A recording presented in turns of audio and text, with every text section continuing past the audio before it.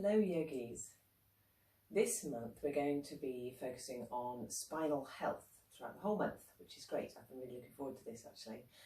So the next 4 weeks we're going to break down all of the movements of the spine. We're going to be talking about how healthy our spine is and how we can move in a really healthy and strong way. So with that in mind, the first intention this week is going to focus on both upward facing dog and on Cobra Pose. So we're going to focus first of all on Bhujangasana, which is Cobra. So this is a really common pose. You'll see it in almost all yoga classes, and certainly I tend to come to it multiple times in each class, particularly if you're working through a sun salutation. So let's come down onto the mat first of all, onto our bellies, and just take a moment, maybe just putting your palms on top of each other and the forehead on your palms, just to feel how the spine feels when we're in a supine position facing down. So it's a bit different, of course, than when we're lying in our final corpse pose in Shavasana. Now, to focus on Cobra Pose, I like to have the legs really relaxed. So give your bottom a little wiggle side to side, just to ensure we've got the lower limbs fully relaxed. Okay, and once you can feel those relaxed, we want to think about the base of your spine, so your sacrum and your coccyx, just being supported within that pelvic structure, so the base of our spine and the pelvis are supported on the mat. Now gently drawing our hands, they can be shoulder width or they can be wider, so I'm going to have my fingertips just grazing the outside of my mat, forehead on the mat, elbows tucked in. Now what we're doing for Cobra is we're initiating that movement from the very top of the spine, which of course is our atlas and axis, which sits behind the base of the skull. So the first thing we'll do is lift that cervical spine by taking our eye gaze forwards. So we've lifted that upper part of the spine. My lower ribs are still on the mat at this point. So we've got the chest resting on the mat, only very lightly supporting the body with the hands, and just looking forwards. So we're noticing that movement in the cervical spine. So cervical spine is your neck, quite a large range of movement. So just take your chin as far as it will go up, and then start to tuck your chin down as far as it will go. So you can see there's a large range of flexion and extension in that area. Now we're going to find the midway point. So we're just finding a point midway between full extension and full flexion, which will probably take your eye gaze just to the top of your mat. So you're looking down towards the floor. Once you've found that place, now is the time to gently press into the hands and send your elbows back. Now as you draw your elbows back, you might notice your shoulders start to come down the back body, and you want to feel like you can hug those shoulders in towards the ribs.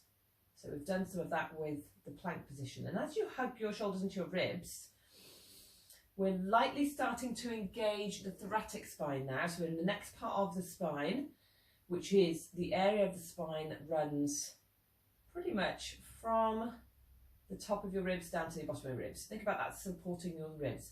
And gently press into the mat. We're going to start to lift very gently. Doesn't need to be a very high movement. And then exhale to come down. Bring your forehead down to the mat and rest.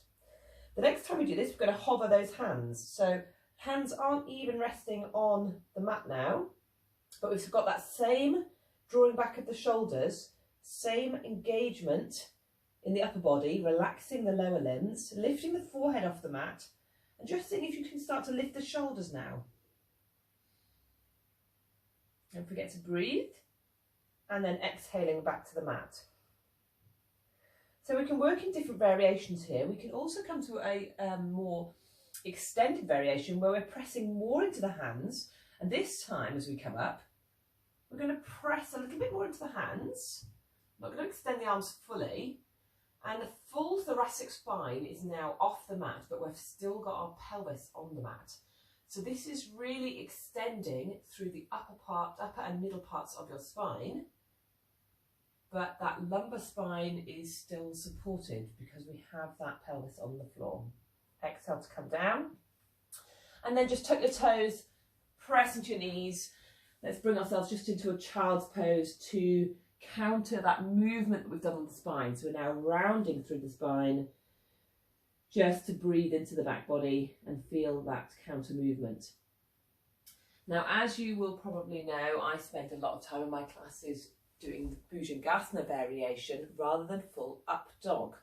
And the reason for that is because we're engaging completely different muscles when we work in the upward facing dog, and we're working different vertebrae. So now I'm just going to show you upward facing dog, which will not necessarily be for everybody. Same starting position, so make your way flat onto the mat, forehead down, gently pressing into the hands. Now this time we're lifting the head and shoulders just as we did in Bhujangasana. But we're going to feel like we're drawing the hands back. So although the hands stay where they are, as you draw your shoulders back and lifting the chest, we're really feeling a resistance of the mat. Now this is where it can get tricky for people, because what we're going to start to do is we've moved from the cervical spine and the thoracic spine, we're going to move into the lumbar spine area. So pressing into the tops of the feet, we're going to send the chest forwards. Now you're actually moving the body forwards and starting to extend through the arms. As you press and fully extend your arms, we're pressing into the tops of the feet, seeing if we can lift the knees and the thighs off the mat.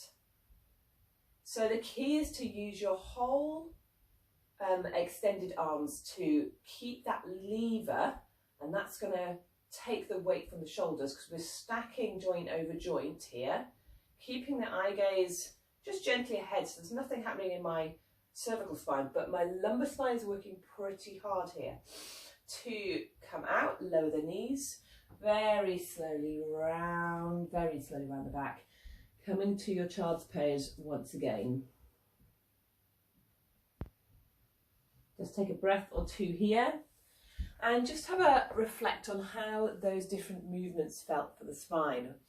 So Bhujangasana or full upward facing dog, doesn't matter which you prefer, but just know that they are very different movements.